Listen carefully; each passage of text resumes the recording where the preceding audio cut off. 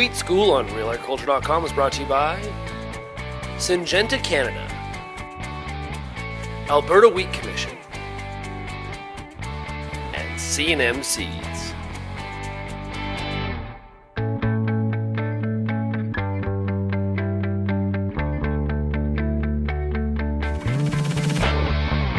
Talking about lodging in wheats, major issue in parts of Western Canada last year.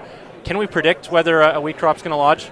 Yeah, so it's really cool that we actually can do a better job of predicting whether the wheat crop's going to lodge or not just by watching nighttime temperatures. Not the only factor. We have to look at seeding rate and how much moisture. There's other things that play. But what's really, really interesting about that process is you think about the wheat crop, at nighttime, what does it do? All it does is respire.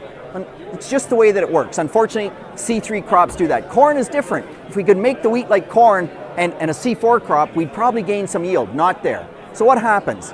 Temperature drives respiration. So for every 10 degrees centigrade increase that we get at night, respiration doubles. So if you think about that, I photosynthesize this much through the day. If I have a 10 degree night, which is sort of a perfect night for the wheat crop, I only respire this much, and now I have this much left for growth, which gives me enough photosynthate to build a big, thick stem that'll really stand very, very well. Conversely, I get the same amount of photosynthate, I get that 20 degree night, now I respired not this much, but twice as much. Now I only have this much photosynthate left for growth, not enough to build a good, big, thick stem. I end up with a thin stem that's far more lodging prone. So this all happens after the growing point comes above ground. So growth stage 30, when we switch from vegetative to reproductive, you start watching it then, watch your nighttime temperatures, and from there up until flag leaf, and you can pretty much predict, do I need a growth regulator?